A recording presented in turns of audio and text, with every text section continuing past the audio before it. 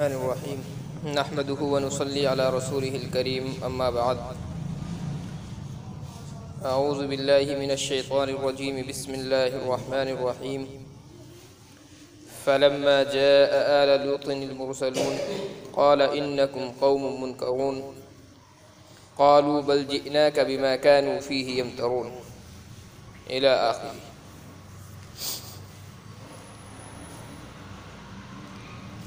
چوتھے رکوع کی جو آخری آیات تھی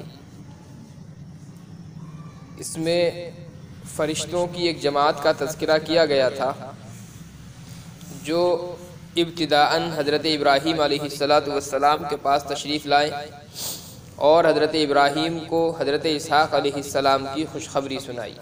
اس کے بعد جب حضرت ابراہیم علیہ السلام نے معلوم کیا کہ اس کے علاوہ تمہاری کیا مہم ہے اور کیا کام درپیش ہے، تو انہوں نے بتلایا کہ حضرت لوط علیہ السلام کی قوم کی طرف عذاب لے کر کے ہمیں بھیجا گیا ہے، اور یہ بھی بتایا گیا کہ لوط علیہ السلام کے جو ماننے والے ہیں ان لوگوں کو عذاب سے ہم محفوظ رکھیں گے، البتہ حضرت لوط علیہ السلام کی جو بیوی ہے وہ مجرمین میں سے ہے اور ہلاک ہو جانے والوں میں سے ہوگی۔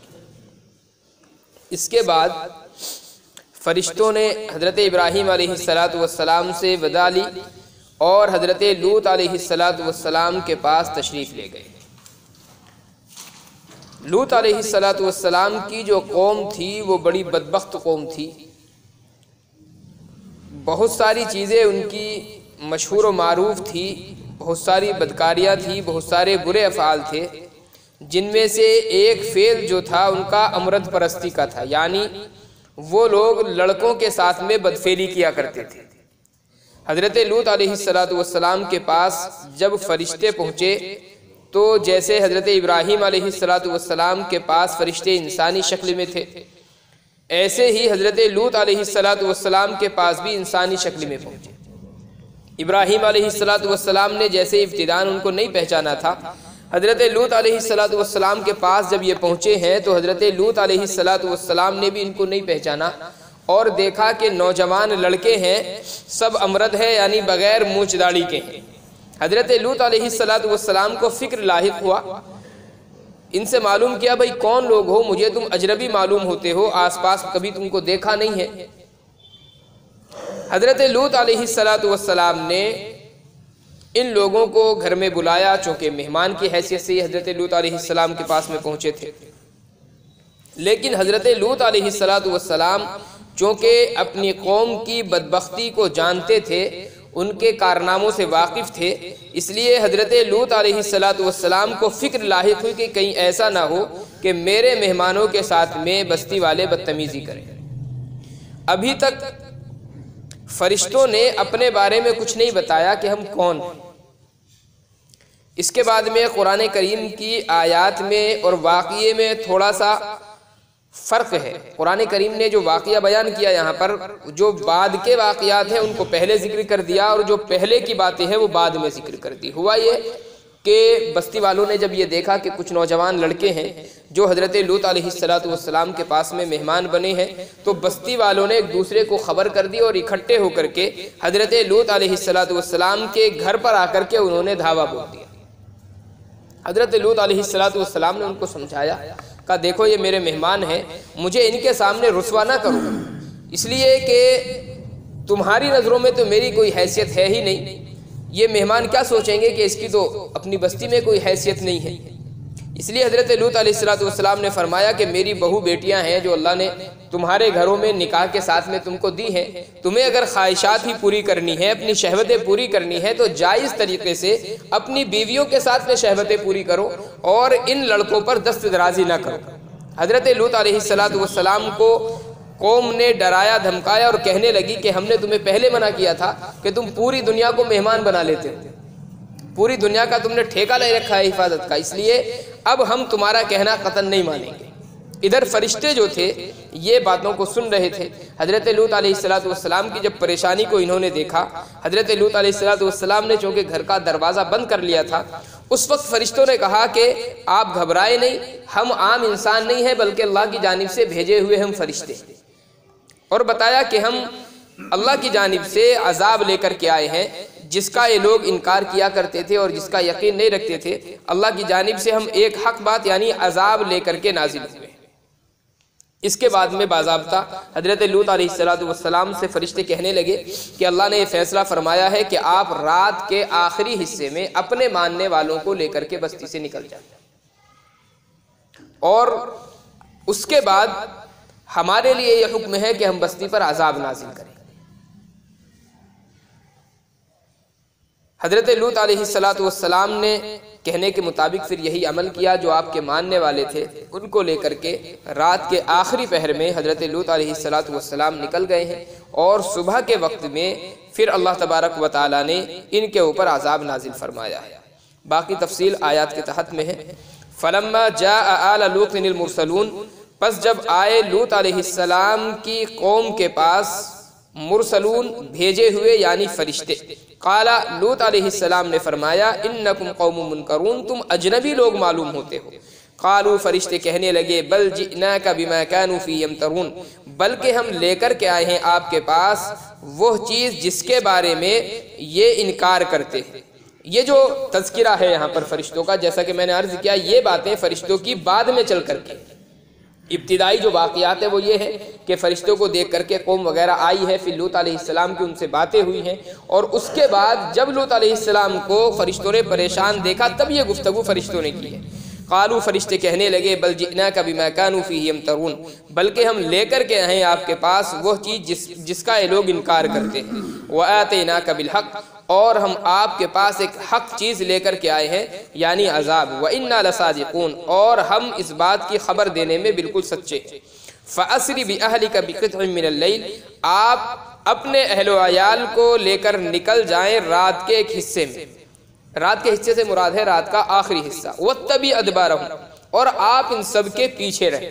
مطلب یہ ہے کہ جب قوم آپ کی چلے تو دیکھ بھال کے لیے آپ پیچھے رہے کہ کوئی ایسا نہ ہو کہ آپ کا ماننے والا کسی کام کی غرض سے پیچھے رہ جائے اور وہ بھی پھر عذاب کے اندر شامل ہو جائے۔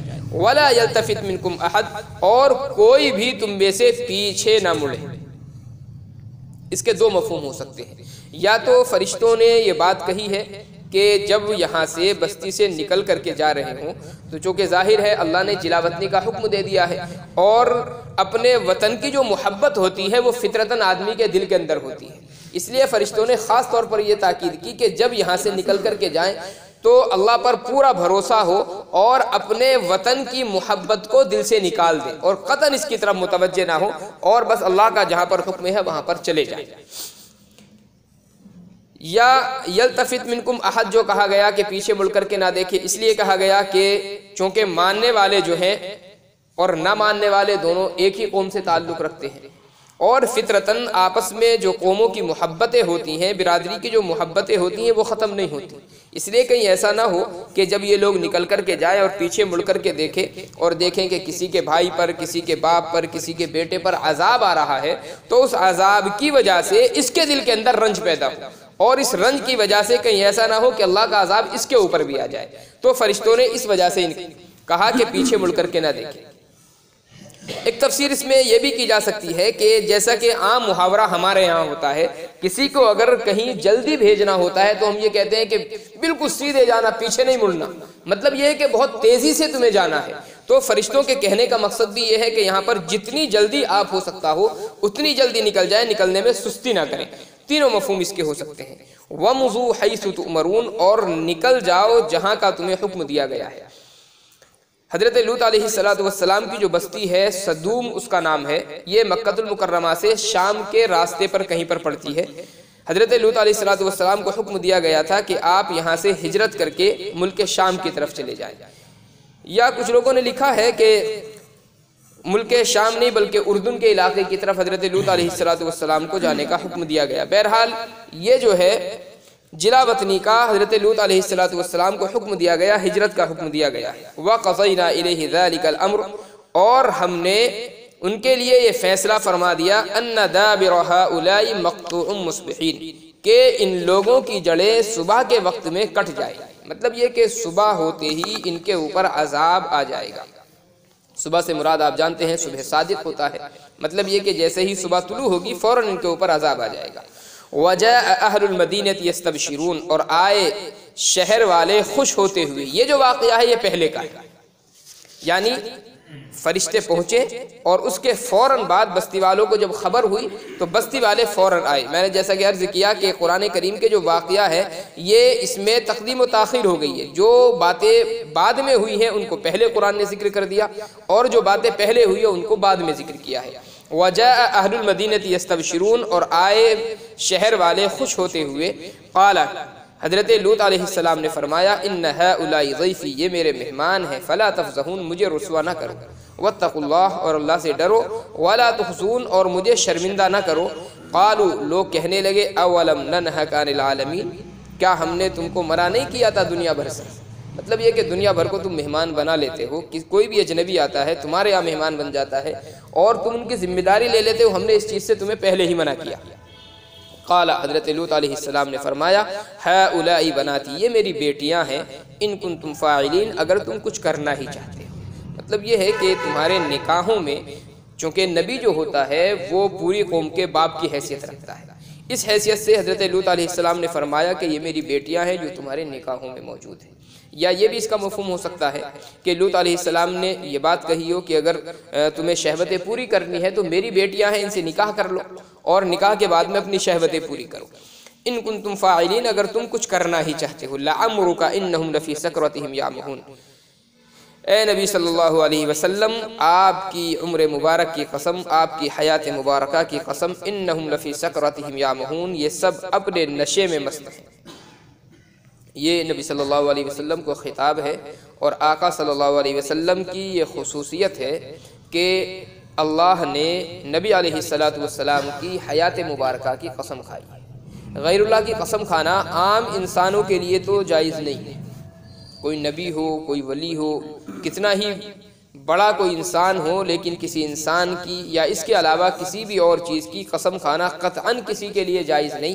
اگر قسم کھائی جائے گی تو صرف اللہ کی قسم کھائی جائے گی، اس کے علاوہ کسی کی بھی قسم کھانا بالکل حرام ہے۔ حضرت عمر رضی اللہ تعالیٰ عنہ کا ایک مرتبہ کا واقعہ ہے، کوئی بات پیش آئی اور حضرت عمر رضی اللہ تعالیٰ عنہ نے اپنے باپ کی قسم کھائی، نبی علیہ السلام نے فوراً ٹوک دیا، فرمایا، اے عمر، قسم اگر کھانی ہے تو صرف اللہ کی ذات کی کھاؤ، اپنے باپ کی یا کسی اور اہم چیز کی قسم کھانا یہ قطعاً درست نہیں۔ اور فرمایا کہ اللہ کی قسم بھی سچی بات میں کھائی جائے گی، جھوٹی بات میں نہیں کھائی جائے گی۔ لیکن یہ جو حکم ہے غیر اللہ کی قسم کے حرام ہونے کا، یہ عام انسانوں کے حق میں ہے، اور اس کی وجہ دراصل یہ ہے کہ قسم جو کھائی جاتی ہے وہ اس ذات کی کھائی جاتی ہے جو اس کی نظروں میں سب سے بڑی ہے، اور ظاہر ہے کہ اللہ کی ذات سے بڑھ کر کے کوئی ذات نہیں ہو سکتی، اس لیے اللہ کے علاوہ کسی کی قسم درست نہیں۔ لیکن اللہ تبارک و تعالیٰ پر یہ قاعدہ اور یہ قانون جو ہے فٹ نہیں ہوتا، چونکہ اللہ تو سب سے بڑا ہے۔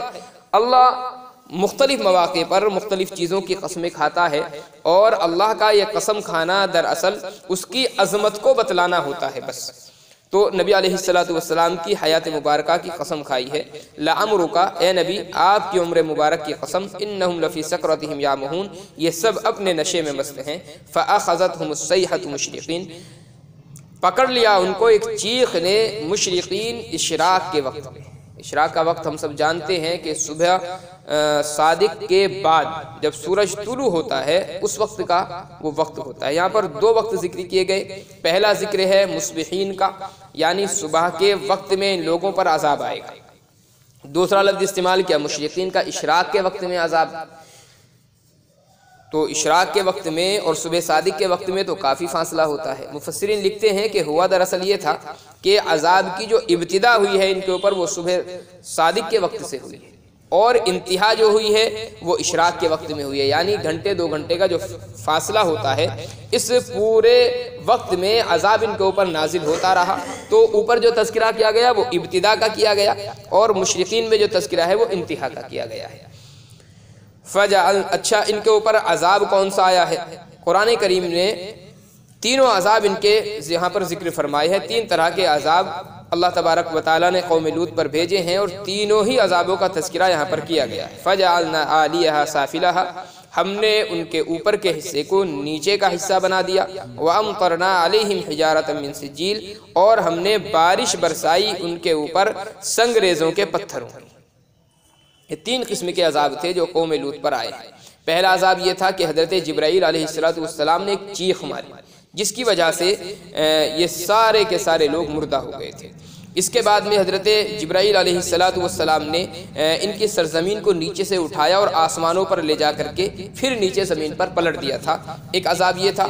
اور تیسرا جو عذاب تھا ان کے اوپر پتھروں کی بارش کا عذاب تھا۔ یہ تینوں عذاب ان کے اوپر نازل کیے گئے ہیں۔ آج بھی جہاں پر ان کی بستیاں واقع تھی وہاں پر پورے علاقے میں ایک دریا کی شکل ہے، اور جن حضرات نے مشاہدہ کیا ہے وہ حضرات بتاتے ہیں کہ بظاہر دیکھنے میں وہ پانی معلوم ہوتا ہے، لیکن اگر چھوا جائے اس کو تو پانی نہیں بلکہ تیل کسی کیفیت اس کی ہے۔ یہی وجہ اس کو بحر میت کہا جاتا ہے، اور بحر میت کہنے کی اس کی وجہ یہ ہے کہ اس کے اندر کوئی بھی جاندار زندہ نہیں رہ سکتا۔ تو یہ ان کے عذاب کا ایک اثر ہے جو اللہ تبارک و تعالیٰ نے آج تک وہاں پر باقی رکھا ہے۔ ان فی ذلک لآیات للمتوسمین، یقیناً اس میں نشانیاں ہیں عبرت حاصل کرنے والوں کے لیے۔ مطلب یہ کہ عذاب کی جو جگہ ہیں وہ خالی سیر و تفریح کی جگہ نہیں ہے بلکہ عبرت حاصل کرنے کی جگہ ہیں، اور ایسی جگہوں پر سیر و تفریح کے لیے جانا یہ قطعاً جائز نہیں ہے۔ وَإِنَّهَا لَبِسَبِيلٍ مُقِيمٍ، اور وہ سیدھے راستے پر ہے۔ سیدھے راستے سے مراد یہ ہے کہ مکہ المکرمہ سے ملک شام کو جو راستہ جاتا ہے اس راستے میں وہ بالکل سیدھے راستے پر پڑتا ہے، مین راستے پر وہ بستیاں ہیں۔ ان فی ذلک لآیۃ للمؤمنین، یقیناً اس میں نشانیاں ہیں مؤمنین کے لیے۔ نشانی تو سب کے لیے ہے، مسلمانوں کے لیے بھی ہے، کافروں کے لیے بھی ہے۔ البتہ کافر لوگ چونکہ اعتبار نہیں کرتے، یقین نہیں کرتے، اس لیے مؤمنین کا خاص طور پر تذکرہ ہے۔ وَإِن كَانَ أَصْحَابُ الْأَيْكَةِ لَظَالِمِينَ، اور بن والے لوگ ظلم کرنے والے تھے، ظالم تھے۔ فَانْتَقَمْنَا مِنْهُمْ، ہم نے ان سب سے بھی انتقام لیا۔ وَإِنَّهَا لَبِإِمَامٍ مُبِينٍ، اور وہ بھی کھلے راستے پر ہیں، یہ دونوں بستیاں کھلے راستے پر ہیں یا کشادہ راستے پر ہیں۔ اصحاب الایکہ جو ہے بن والے لوگ، ایکہ کہتے ہیں گھنے جنگل کو جہاں پر بہت زیادہ درخت ہوں اور آبادی وغیرہ وہاں پر نہ ہوتی ہو۔ اصحاب الایکہ جو ہے یہ کون تھے؟ یہ حضرت شعیب علیہ السلام کے قوم ہیں۔ حضرت شعیب علیہ السلام کے متعلق روایت میں ملتا ہے کہ دو قوموں کی طرف بیک وقت حضرت شعیب علیہ السلام کو نبی بنا کر کے بھیجا گیا، ایک اصحاب مدین کی طرف، ایک اصحاب الایکہ کی طرف۔ کچھ لوگوں نے لکھا ہے کہ ایک ساتھ نہیں بلکہ ایک کے بعد دیگرے، یعنی پہلے اصحاب الایکہ جو ہیں بن والے لوگ، گھنے جنگلوں میں یہ لوگ رہا کرتے تھے، اس لیے اصحاب الایکہ ان کو کہا گیا۔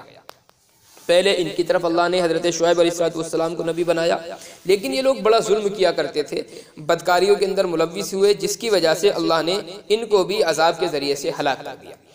ان کے اوپر اللہ تبارک و تعالیٰ نے 7 روز تک مسلسل گرمی کا عذاب دیا، جس کی وجہ سے بہت زیادہ پریشان ہو گئے تھے گرمی کی وجہ سے۔ 8ویں دن یہ ہوا کہ اللہ نے ایک بادل بھیجا، اور وہ کھلے میدان میں بادل تھا۔ ان لوگوں نے جب دیکھا کہ گرمی جو ہے بہت زیادہ شدت کی ہے اور بادلوں کے نیچے یہ دیکھ رہے تھے کہ بڑا اچھا سائبان ہے، سایہ ہے، تو یہ لوگ بستی سے نکل کر کے بادل کے نیچے آ گئے سکون لینے کے لیے، تاکہ یہاں پر سکون ہو جائے۔ خیال ان لوگوں کا یہ تھا کہ گھنا بادل ہے اور ہو سکتا ہے کچھ دیر میں بارش ہو، تو اس بارش کی غرض سے اصل یہ آرام لینے کے لیے اس بادل کے نیچے آئے۔ جب تمام قوم بادل کے نیچے آ کر کے جمع ہو گئی تو اللہ تبارک و تعالیٰ نے ان بادلوں سے آگ برسائی، جس کی وجہ سے پوری قوم ہلاک و برباد ہو گئی۔ اس کے بعد میں پھر حضرت شعیب علیہ السلام کو اللہ نے حکم دیا قوم مدین کی طرف جانے کا، اور مدین کی طرف پھر اللہ نے ان کو نبی بنایا ہے۔ وَإِن كَانَ أَصْحَابُ الْأَيْكَةِ لَظَالِمِينَ، اور ایکہ والے بن والے لوگ بھی ظلم کرنے والے تھے۔ فَانْتَقَمْنَا مِنْهُمْ، ہم نے ان سے بھی انتقام لیا۔ انتقام سے مراد ہے کہ ان کے اعمال کی ان کو سزا دی۔ وَإِنَّهُمَا، اور یہ دونوں بستیاں، یعنی حضرت لوط علیہ السلام کی بستی اور یہ اصحاب الایکہ کی بستی، یا ہو سکتا ہے کہ یہاں پر حضرت شعیب علیہ السلام ہی کی دونوں بستیوں کا تذکرہ ہو، یعنی اصحاب الایکہ والی جو بستی ہے اور مدین کی جو بستی ہے۔